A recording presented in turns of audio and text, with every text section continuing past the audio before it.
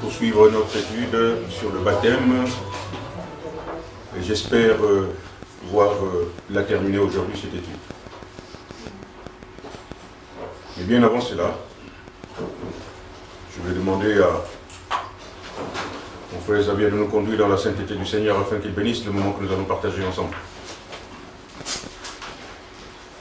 Père, nous te rendons grâce pour ces moments que nous nous réunissons dans ton nom, Père. Je prie pour que ta gloire puisse resplendir, pour que ton nom puisse être glorifié, que nous puissions avoir la compréhension de ton message. Oui, Père, bénis mon frère Antoine à travers l'étude, mais ton esprit sur lui, donne-lui tes paroles afin que nous puissions comprendre ta volonté dans notre vie. Encore une fois, nous te rendons grâce pour chaque chose que tu fais, Père, et nous te remettons nos prières entre les mains de ton Fils Jésus. Amen. Amen. Je voulais procéder de la façon suivante, à savoir, je vais commencer l'étude et puis je vous laisserai un petit temps pour poser des questions par la suite. Autrement, nous risquons de nous retrouver dimanche prochain, toujours sur le baptême. Je vous avais demandé aussi, si vous n'avez pas oublié, de préparer vos questions sur l'importance et la signification du baptême.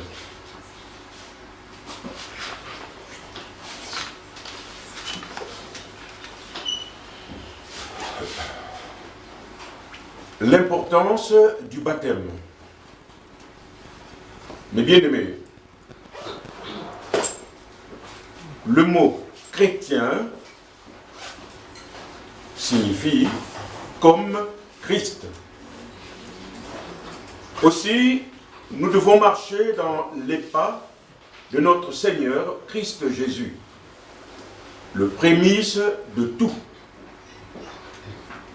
Pour montrer l'importance du baptême, Christ fut le premier à se soumettre au sacrement qu'il venait d'instituer en vue de donner l'exemple à suivre, lui le chemin, lui la vérité, lui la vie. On peut lire dans l'évangile selon Matthieu, au chapitre 3 et au verset 13 à 17, je cite. Alors, Jésus vint de la Galilée jusqu'au Jourdain vers Jean, pour être baptisé par lui. Mais Jean s'y opposait en disant, c'est moi qui ai besoin d'être baptisé par toi. Et c'est toi qui viens vers moi. Jésus lui répondit, laisse faire maintenant, car il est convenable que nous accomplissions ainsi tout ce qui est juste. Et Jean ne lui résista plus. Dès qu'il fut baptisé, Jésus sortit de l'eau, alors le ciel s'ouvrit pour lui, et il vit l'Esprit de Dieu descendre comme une colombe et venir sur lui. Au même instant, une voix fit entendre du ciel ces paroles. Celui-ci est mon fils bien-aimé en qui j'ai mis toute mon affection.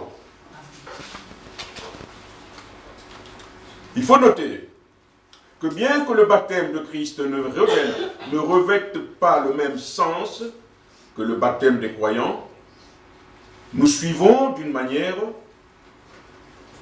les traces du Seigneur lorsque nous nous faisons baptiser. À ce titre, la parole de Dieu déclare dans la première épître de Pierre au chapitre 2 et au verset 21 et 22, je cite, « De fait, c'est à cela que vous avez été appelés.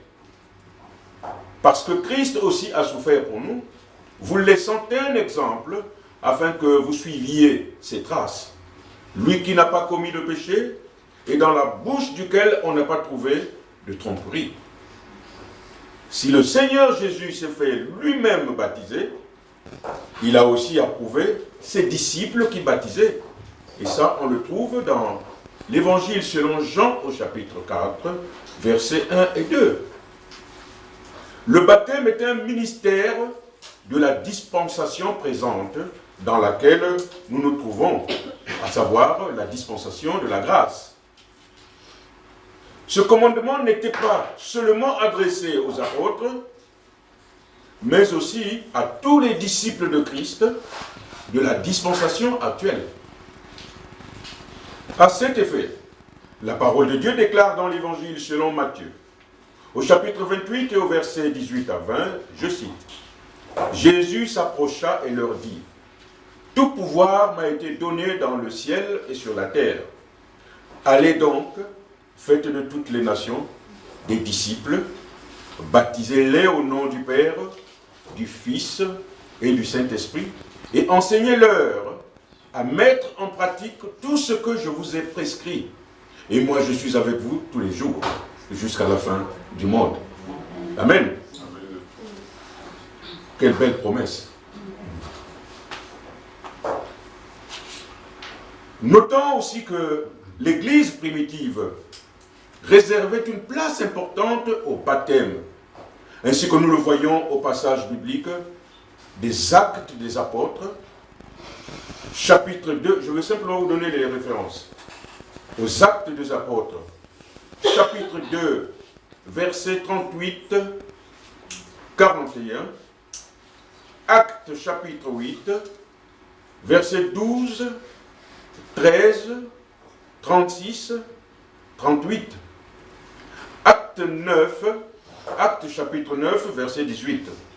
Acte chapitre 10, verset 47, 48. Un peu moins vite, la On lecture. n'a pas noté. Ouais. On n'a Ah, pas noté. toutes mes excuses. Je veux moduler mon langage. Ah, mais- Alors, tu gardes le même volume, mais tu baisses la vitesse. J'ai posé la question il y a de cela 2 semaines à mon frère Nestor, parce que quand je m'entends parler moi-même, je vais trop vite. Et j'ai posé la question à Nestor, je dis, mais comment tu trouves quand je parle? Est-ce que je parle rapidement? Parce qu'il faut que je vous laisse le temps aussi de comprendre, d'écouter. Autrement, c'est une disposition naturelle pour moi.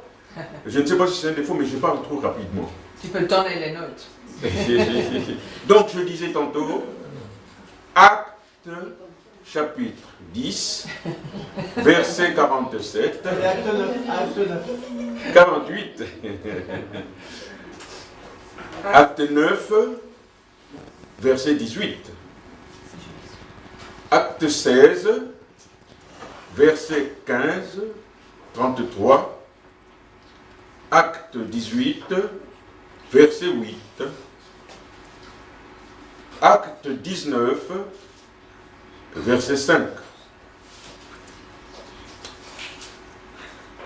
Notez bien l'histoire du gardien de prison que l'on trouve dans Acte 16 au verset 25 à 34.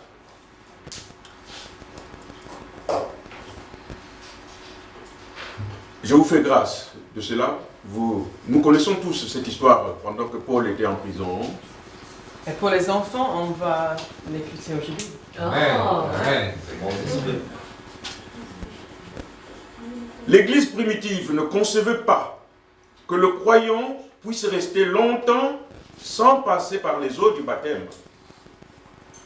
La doctrine du baptême est aussi importante que sont les doctrines relatives à la repentance, de la résurrection et du jugement. Au regard de tous ces passages bibliques que je venais de citer, il est intéressant de souligner qu'une seule chose revient, à savoir le fait de croire, suivi de la repentance. Il est dit d'un chrétien préparé au baptême, du chrétien qui est sûr de la repentance, de ses péchés et de sa foi en Jésus-Christ. D'ailleurs, c'est la raison fondamentale pour laquelle il n'est pas question de baptiser les enfants, car ils n'ont pas encore la conscience du péché. Question qui m'avait été posée par notre célèbre sœur que nous connaissons tous ici, le dimanche dernier, et je tenais à apporter cet éclaircissement. Le baptême est une cérémonie qui exige du candidat la repentance sincère de ses péchés. Par contre, les enfants doivent être présentés à Dieu d'après ce que la parole de Dieu déclare dans l'Évangile selon Marc au chapitre 10 et au verset 16. Je cite, « Puis il les prit dans ses bras et les bénit en posant les mains sur eux. » Les enfants, les bébés doivent être présentés à l'Église. Selon le passage en Marc que nous venons de voir. On peut poser les questions à la fin? À la fin. Ok. Pour l'instant, j'essaie un peu d'avancer.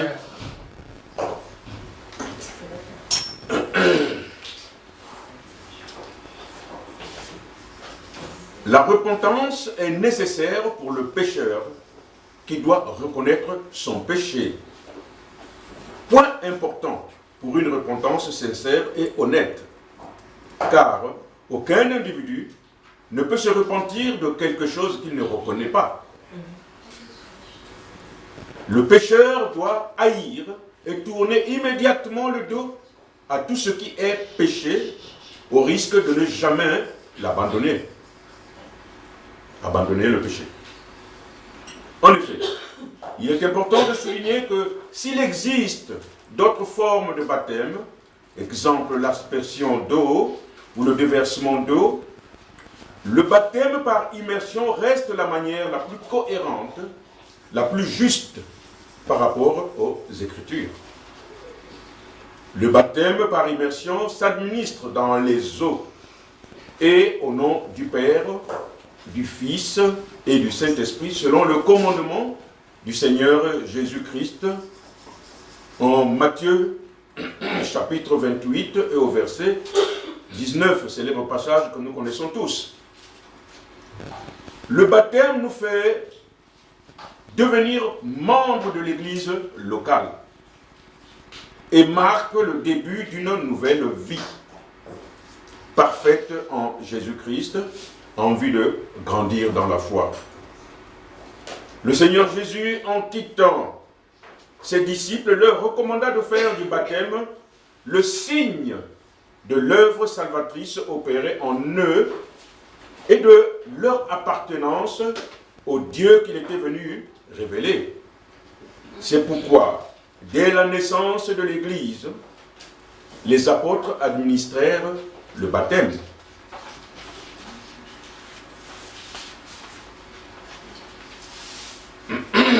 Ce qui nous amène à la signification du baptême. Que signifie le baptême?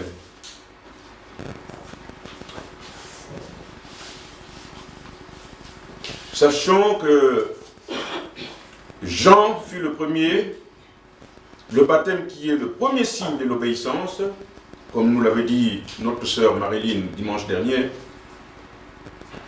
Le baptême est un signe de soumission, le baptême est le premier signe d'obéissance. Ainsi que nous l'avons vu, nous l'avons défini ci-dessus, le baptême par immersion exige que le corps tout entier soit plongé dans l'eau. Le baptême représente pour le croyant un témoignage vis-à-vis des hommes de l'engagement qu'il a pris devant Dieu.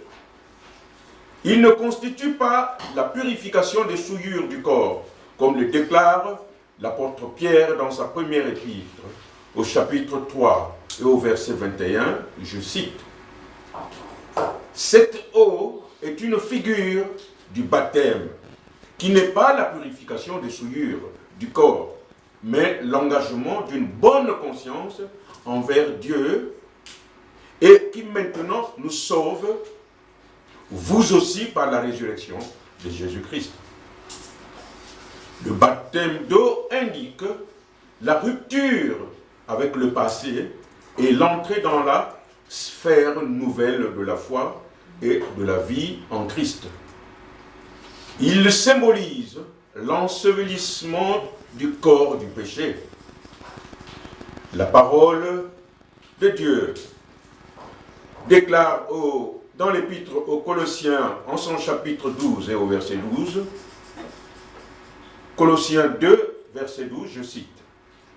Ayant été ensevelis avec lui par le baptême, vous êtes aussi ressuscités en lui et avec lui par la foi en la puissance de Dieu qu'il a ressuscité des morts. Et dans l'épître aux Romains, en son chapitre 6 et au verset 3 à 11, la parole de Dieu déclare, je cite, « Ignorez-vous que nous tous, qui avons été baptisés en Jésus-Christ, c'est en sa mort que nous avons été baptisés, nous avons donc été ensevelis avec lui par le baptême en sa mort, afin que comme Christ est ressuscité de mort, par la gloire du Père, de même, nous aussi, nous marchions en nouveauté de vie. En effet, si nous sommes devenus une même plante avec lui, par la conformité en sa mort, nous le serons aussi par la conformité à sa résurrection, sachant que notre vieil homme a été crucifié avec lui, afin que le corps fût détruit, pour que nous ne soyons plus esclaves du péché. En effet, celui qui est mort est libéré du péché. Or, si nous sommes avec Christ, nous croyons que nous vivrons aussi avec lui. Car nous savons que Christ ressuscité ne meurt plus. La mort n'a plus de pouvoir sur lui. Christ est mort et c'est pour le péché qu'il est mort une fois pour toutes. Maintenant qu'il est vivant, c'est pour Dieu qu'il vit. De la même manière, vous aussi, considérez-vous comme mort pour le péché et comme vivant pour Dieu en Jésus-Christ, notre Seigneur. Nous allons revenir sur le dernier passage, sur ce dernier passage parce qu'il est très important. Notons qu'en dehors de la Bible, certains auteurs, comme Calvin, voient dans le baptême un signe, une représentation visible de la grâce. Pour Calvin, le baptême est précédé de la foi et la repentance. Et c'est de lui aussi que nous tenons l'expression suivante, que j'ai bien aimée. Qu'est-ce que le sacrement, c'est-à-dire le baptême, sans la foi, sinon la ruine de l'Église? Il est pour le baptême des croyants, Calvin. Pour Zwingli, tous ces noms que je vais vous citer sont des noms des réformateurs. Pour Zwingli, le baptême n'est qu'un symbole et un témoignage public. Aussi pense-t-il que son refus est un crime contre la cité. Chez les luthériens modernes, le baptême est décrit comme l'introduction d'une étincelle de vie chrétienne dans la conscience et la volonté du baptisé. Et pour l'Église romaine, le baptême régénère, enlève le péché originel, c'est-à-dire tous les péchés actuels, ce qui est absolument erroné, car le baptême ne sauve pas. On est d'abord sauvé et le baptême vient par la suite. Mais bien aimé, il est capital pour tout chrétien de savoir que la mort et la résurrection avec Christ, que représente le baptême par immersion, la nouvelle naissance, la réception de la nouvelle nature, qui permet une nouvelle vie en Christ. Je reprends. Il est capital pour tout chrétien de savoir que la mort, la résurrection avec Christ, que représente le baptême par immersion, la nouvelle naissance, la réception de la nouvelle nature qui permet une nouvelle vie en Christ, et tout ceci est le fait de l'œuvre intérieure produite en nous par le baptême du Saint-Esprit. Tout ce que je viens de citer est l'œuvre intérieure du baptême du Saint-Esprit. C'est pourquoi Paul, dans certains passages, parle il n'y a qu'un seul baptême.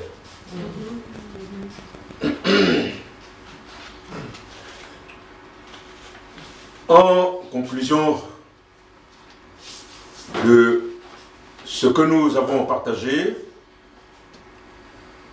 et en guise d'avertissement, je m'en vais lire les passages bibliques dans l'épître aux Romains au chapitre 6 et au verset 12, 13, 22 et 23. Que le péché ne règne donc plus dans votre corps mortel, pour vous soumettre à lui par ses désirs. Ne mettez plus vos membres au service du péché comme des instruments de l'injustice, mais au contraire, livrez-vous vous-même à Dieu comme des morts à la vie et mettez vos membres à son service comme des instruments de la justice. Mais maintenant que vous avez été libérés du péché et que vous êtes devenus esclaves de Dieu, vous avez pour fruit la progression dans la sainteté et pour fin la vie éternelle. Belle promesse. En effet, le salaire du péché, c'est la mort, mais le don gratuit de Dieu, c'est la vie éternelle en Jésus-Christ, notre Seigneur. Amen. Voilà ce que je voulais partager avec vous ce matin.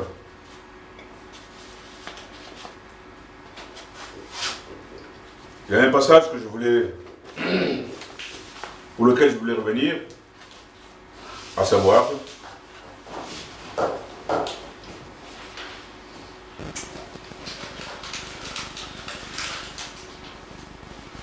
Christ est mort et c'est pour le péché qu'il est mort, une fois pour toutes.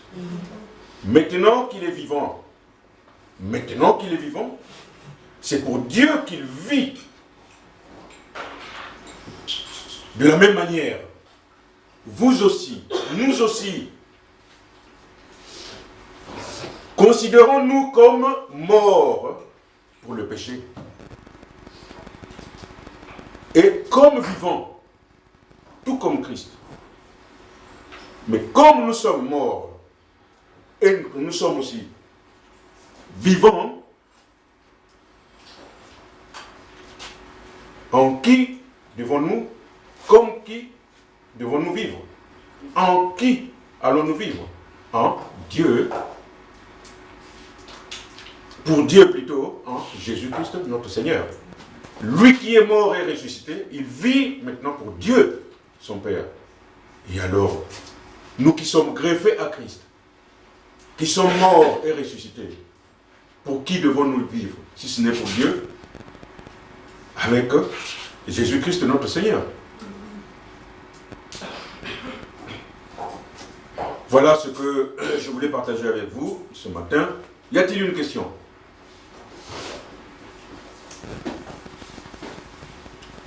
Oui, ma sœur Sean? Oui, non, je pense qu'avec les enfants, on doit vraiment faire grande attention, certainement, parce que la maturité et tout ça. Mais je pense que dans la Bible, il n'y a rien qui dit c'est pas possible. Donc je pense que c'est le discernement, la maturité, on doit regarder s'il y a des fruits, c'est bien sûr. Mais avec tout le monde, c'est vrai aussi. Le fait que quelqu'un maintenant 18 ans, ça ne va pas dire que cette personne a plus de la foi. Donc je pense que c'est vraiment, c'est pas une question de jamais, non, mais toujours, avec tout le monde, avec discrétion. Alors moi, je crois que ce qu'il voulait dire Antoine quand il disait enfant, il n'était pas spécifique en disant les petits-enfants qui ne comprennent pas encore ni le salut, ni le baptême. Ni le baptême. Ils ne comprennent rien. N'est-ce pas? Donc il y a un âge qui est différent pour chaque enfant, ils peuvent comprendre.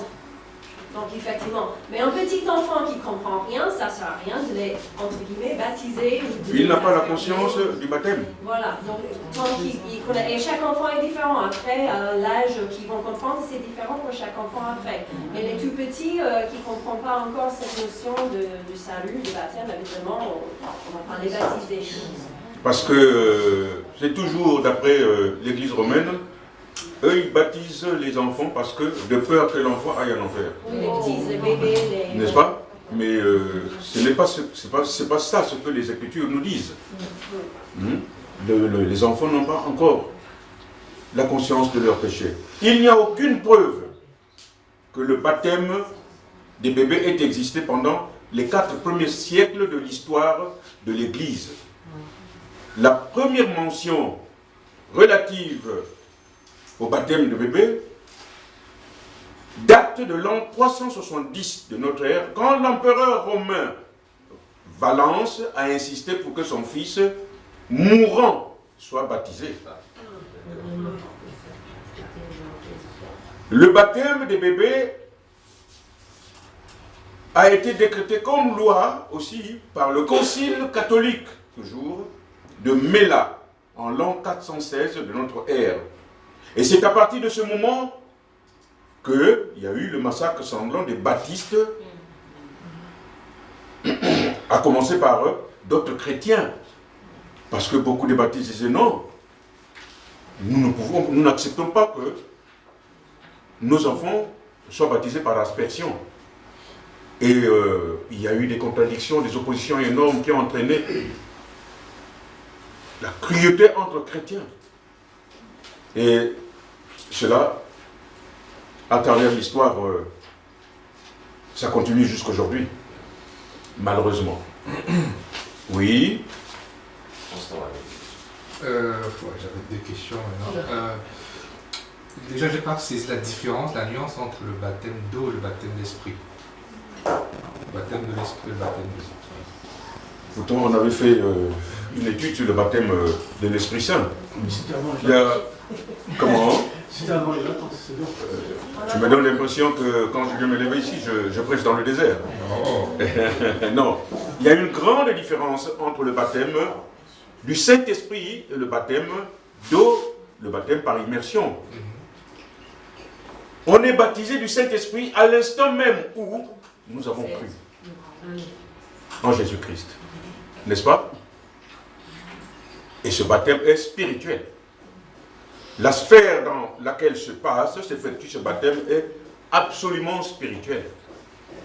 Tandis que le baptême d'eau, le baptême par immersion, est un signe pour le chrétien de montrer aux yeux du monde le changement de vie et l'engagement qu'il prend vis-à-vis de Dieu. Amen. Mais on peut, dans la Bible, on voit quand même, c'est différent, c'est pas toujours le cas. Donc on peut avoir quelqu'un qui croit intellectuellement. On a déjà parlé de ça, mais je pense que c'est une bonne idée, quand on fait le baptême par l'immersion, on prie en même temps, parce que c'est tout lié. On voit le colombe, on voit l'esprit est présent avec le baptême. Donc on ne sait pas exactement ce qui se passe avant. Mais pendant le baptême par l'immersion, avant, après, prier que Jésus le remplit avec le baptême du Saint-Esprit. Parce que dans la Bible, quelquefois c'est après, quelquefois c'est avant, ou pendant. Mais c'est mettre les deux ensemble. Parce que quelquefois on pense, bien sûr, c'est déjà fait, mais pas nécessairement pas toujours. On connaît des chrétiens qui disent, même les pasteurs, comme Wesley, je pense, il est devenu chrétien. Il y a des places beaucoup devant, d'années vous après pouvez avancer, il y a des places devant, s'il vous plaît. Avancez. Il y a des places devant. Mais même un pasteur est devenu... Vous avez des places devant. Enfin, il se dit, je suis devenu vraiment chrétien. Beaucoup d'années après avoir été pasteur, ça nous choque, mais on ne peut pas toujours dire quand. Donc. Antoine, d'où la suite de ma question. Oui. Parce qu'elle évoque le sujet de la maturité, oui. de la foi, à l'esprit, l'acceptation, donc la création le baptême à l'esprit, par l'esprit, parce que le baptême d'eau. Donc, lui, justement, des personnes qui ne peuvent pas voir, à cause de la nature, les prédispositions à comprendre, à être mature en Christ. Je pense notamment aux handicapés, aux sourds, aux muets. Est-ce qu'ils ont droit au baptême? Parce qu'il y a cette notion d'immaturité en Christ qui fait que, entre guillemets, ce sont des bébés. Le baptême, c'est déjà un acte d'obéissance. Oui, mais ils sont immatures, ils sont sourds, ils sont S'il a compris le salut. Oui, mais il est sourd, il est muet, et il n'a pas les handicaps. Je n'ai jamais croisé cet exemple. Alors à ce titre, je ne peux pas m'amuser à vous donner n'importe quelle réponse. Permettez que le pasteur... Je pourrais facilement. Le pasteur est bien placé. Je pourrais facilement. Le baptême est deux choses. Un acte d'obéissance et un acte d'identification. Le désir de s'identifier avec Jésus. Comme Amy a dit, ça pourrait changer selon l'âge de la personne ou la maturité. Parfois, il y a des exceptions. Il y a un an, après beaucoup de réflexion, beaucoup de prières, je me suis baptisé, j'ai baptisé Bergeron, qui ne pouvait pas exprimer profondément son témoignage. Mais il pouvait exprimer quoi? Qu'il voulait obéir au baptême et qu'il aimait Jésus. Amen. Amen. Il y a beaucoup de pasteurs qui ne l'auront pas fait. Mais quand j'ai compris le désir derrière de vouloir suivre Jésus par amour, je l'ai fait. Il y a beaucoup de pasteurs qui ne l'auront pas fait. Mais je l'ai fait parce qu'il y avait ce désir d'obéir et de dire au monde, je veux suivre Jésus. Amen. Donc, on doit quand même étudier chaque cas, mais ça peut se faire selon chaque cas. Alors, Jésus a dit aussi, laissez venir à moi les petits-enfants, parce que les enfants ont la capacité de comprendre ce que Jésus a fait. Donc, n'importe qui peut comprendre son besoin de Jésus. Et comme tu l'as dit, le baptême, après, c'est juste un acte d'obéissance. S'ils comprennent la portée, la signification du salut, ce que c'est, il n'y a pas de raison qu'ils ne comprennent pas le baptême. Quand Jésus dit « laissez à moi les enfants venir », c'est pas pour les baptiser. C'est parce que... Non, mais c'est les laisser venir à ceux qui c'est sont... pas pour les baptiser. Il dit aussi on doit ressembler aux... Il n'y a aucun passage dans la Bible où on parle de baptême des enfants. Non, mais il dit, être comme les petits... Il nous dit on doit devenir comme les enfants. Comme les enfants. Je peux me permettre de donner une explication là-dessus. Les enfants, quand le Christ parle de laisser venir les enfants à moi, c'est parce que les enfants n'ont pas encore une conscience surchargée, n'est-ce pas, des choses du monde. À cet effet, les enfants comprennent mieux, reçoivent même mieux la parole que les adultes. N'est-ce pas? Ainsi bien que, qu'est-ce que cela veut dire? Ça veut dire simplement, si vous pouvez être réceptif et accueillir facilement ce que je suis en train de vous dire, comme les enfants reçoivent, vous êtes les bienvenus à moi. Voilà ce que ça veut dire. J'ai épuisé mon temps, je dépassais le temps de 2 minutes. Je vois mon pasteur qui est en train de plier son front comme un accordéon dans son aiguille. Ça veut dire qu'il est déjà fâché. Nous allons continuer, si le Seigneur le permet, la semaine prochaine, parce qu'il y a beaucoup de questions dessus.